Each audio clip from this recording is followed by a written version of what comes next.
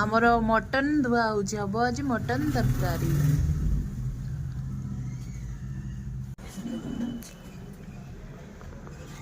ଗନ୍ଧ ହଉଛି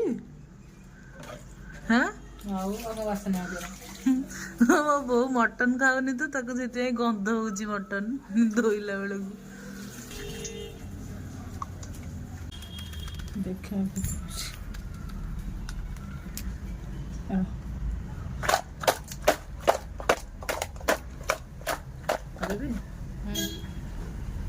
ଦେଖେ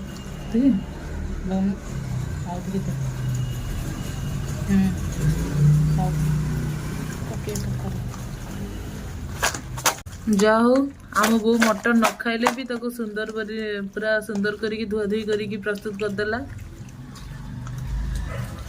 ଆଇଁଷ ଗୁଡା ଖାଇବା ଯେତିକି ସହଜ, କିନ୍ତୁ ଆଇଁଷ ଗୁଡାକୁ ଧୋଇଲା ବେଳକୁ ଭାରି କଷ୍ଟ।